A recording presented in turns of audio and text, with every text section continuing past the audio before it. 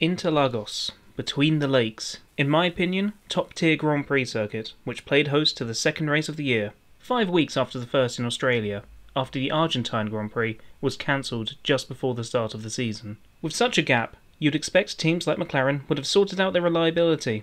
We shall see. This is Mostly Racing, my name is Nick, subscribe, like, usual stuff. This is race number 632 of the World Drivers' Championship, the 1999 Brazilian Grand Prix.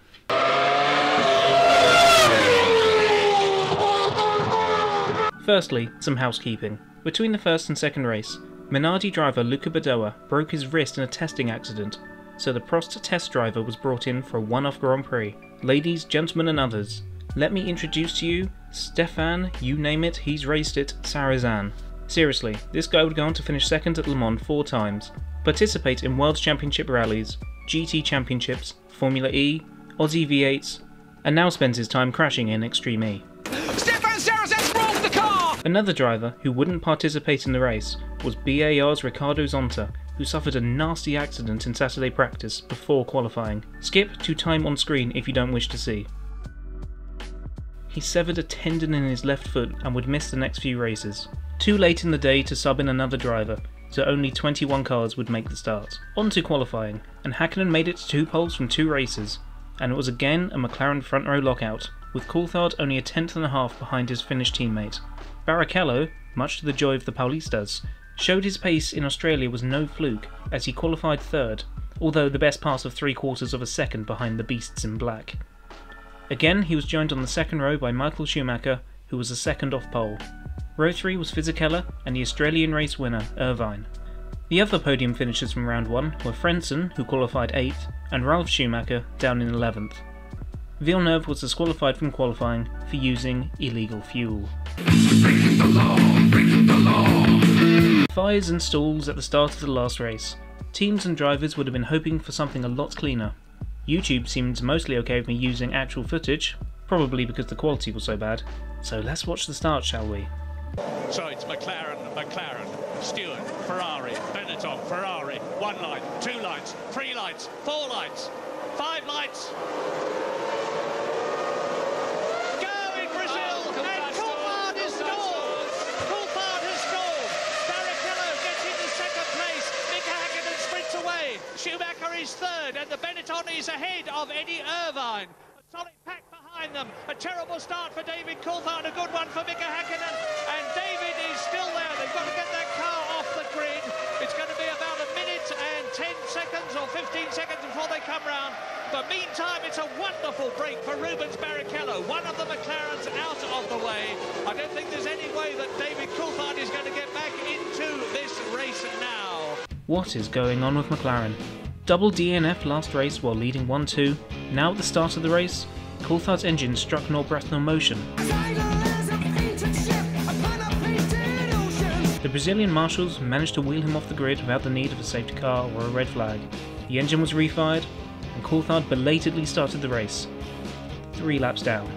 So, end of lap 1, Häkkinen leads, Barrichello 2nd, Michael Schumacher 3rd, championship leader Irvine up to 4th, Fisichella 5th, and Frentzen 6th.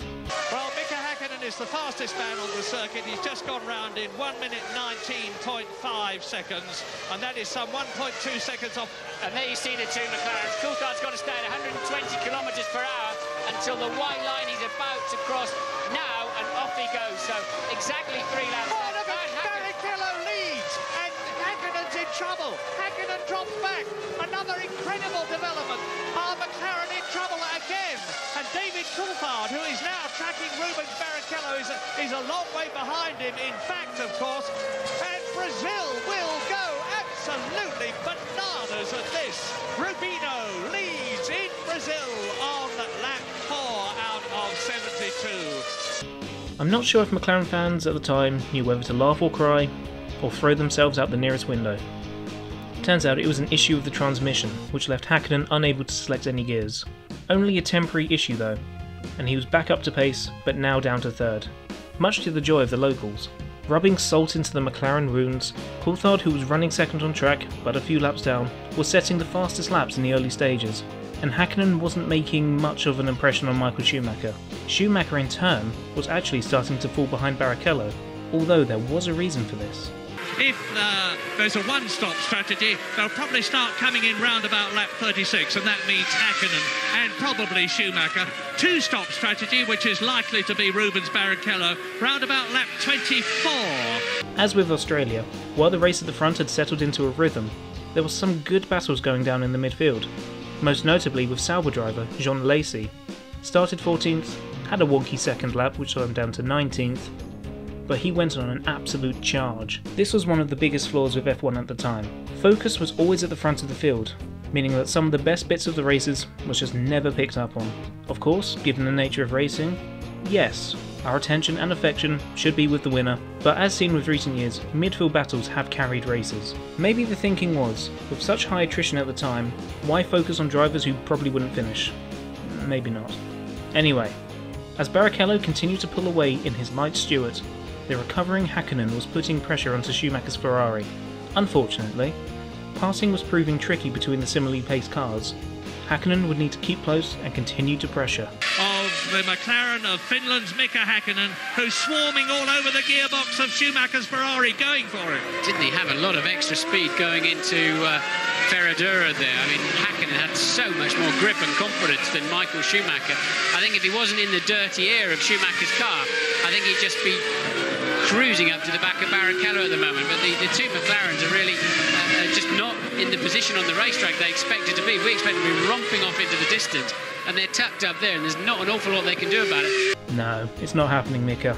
Lap 21, a Lacey passed Fisichella to move up to 5th, but again, still not shown to us. I've said what I have to say about it, and I've nothing new to add. That's still so frustrating though. Although, Mika is looking pretty close this time. Now look, Michael Schumacher equally, in fact I think he got held up worse by the Minardi, so and Hakkinen getting through well. Is he close enough to get a sniff of a slipstream? I don't think so quite, but he'll certainly be pretty close to that Ferrari as they head down into one. Oh, it's going to be close. Can Mika do anything about it? I don't think he's got enough. I don't think he's close enough, but he's going to have a go anyway. He's still got that car. Michael running a little bit wide on the way in. Not wide enough for Mika to do anything about it. If Mika can stay close, look, the Ferrari's pulling away again. It just keeps pulling that 3 or 4 car lengths on the way out of every corner. Oh, never mind. But hey, at least on the next lap, Lacey gets a shout out. So both the Saubers are in the top 9, and Olivier Panis, and Lacey goes faster again. 18.8 for Lacey. He's way faster than anybody else. I mean, he's obviously getting near to a pit stop. And indeed, he was coming in for a stop. And we get to see it too. Now we can finally watch him. And he stalled it. Oh, bugger it. He retires on the next lap as well. Oh well. Lap 27, Barrichello pits and comes out 4th. He may be doing an extra stop, but he's still on for a big haul of points, and possibly going for a podium with that kind of pace. Ahead of him was just Michael Schumacher, Mika Hakkinen and Eddie Irvine, and all still yet to make their first stops. Irvine was only about 5 seconds ahead of the rapid Brazilian, and lapping quite a bit slower. Lap 31, big crash. Stefan Sarrazin in the Minardi. He had suffered wing failure and crashed into the tyre barrier at the fastest corner of the track. What is utterly baffling to me, there was no safety car after this, just yellow flags. Maybe Michael Massey was the race director that day. Hey, want to see an overtake? I know you do. And that's Barrichello, look, on the tail of Irvine, so we're going to see the move, hopefully. I mean, he's in the perfect position. He probably had to lift a little bit through there. Will Eddie come over and protect the inside line? No, he doesn't. Can Rubens get late enough on the brakes? Yes, he can. A nice manoeuvre. Eddie didn't really fight him off too hard, it has to be said.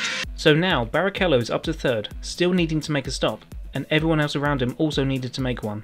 If his strategy gifted him with a flattering position early on, there was no doubt now that he was on for a podium, running 3rd and net 3rd. Lap 38, Michael Schumacher makes his pit stop, and this was the race. Hakkinen was now freed as he had a few more laps of fuel. We're all familiar with the undercut in modern F1, but in the refuelling days, it was all about the overcut. The tyres would last for days, but the car would have been so light with such little fuel, so your laps before your pit stop would be your fastest. Hakkinen was about a second behind Schumacher, and the Ferrari driver came in, so surely this would be an easy pass. Well, it would have been easy if it weren't for Alex Zanardi getting right royally in the way. Looks like blue flags weren't as important in 1999. The Finn lost about 2 seconds and was now up against it and needed to absolutely smash the next few laps. In a minute, past the pits now, Murray, so Schumacher's actually quite a long way behind, although, of course, Häkkönen's got this long run at 120 k's. I think he's going to come out in front. I think he has done enough. Let's have a look. Yes, he is. There's And Schumacher, there's but he's Schumacher. flying. And Mika Häkkinen has got up to speed. Now, that pit stop may have decided the result of this race. Now clear of Schumacher, Häkkinen continued to put laps in, pulling away lap after lap, and built a lead of about 6 seconds, then paced himself for the rest of the race. I should also point out, Barrichello, who had been running in the points, had an issue with his clutch and retired from the race. Allow me now, dear viewer, to read you this from the internet web. Curse, noun, a solemn utterance intended to invoke supernatural power to inflict harm or punishment on someone or something. Now, Rubinho seems like the nicest guy in the world, but he has upset someone or something, and there was an albatross around his neck whenever he drove at his home race. Sure enough, lap 42, the woeful forward engine in the back of his Stewart gave up the ghost, and Barrichello was out. Lost podium for sure. In the latter half of the race, a fair proportion of the cars had dropped out, and most of the battles had been settled. However, Frentzen, in another strong drive for Jordan, was catching the World Championship leader Eddie Irvine. The Northern Irishman had been lapping pretty slowly anyway, but his pace was getting even slower. Clearly something was up, as the team called him in for a stop, even though he'd made his one and only pit stop. Loose wheel? Not enough fuel? Turns out, the Brazilians don't like to keep hold of their rubbish, or put it in the bin, and a lot of litter initially ended up on track, and ultimately in the side pod of Irvine's Ferrari. Temperature in the engine was soaring, and the team had no alternative. They had to pit Irvine to clear the debris, and lose positions, or the engine would do a Ford and blow itself to pieces. Irvine pitted from 3rd and came out 5th, so that's a loss of 2 points. Hopefully he wouldn't need an extra 2 points come the end of the season. He would catch Ralf Schumacher in 4th in the dying laps, but as shown by Häkkinen and Schumacher, you'd need a significant pace advantage to overtake, which Irvine didn't have.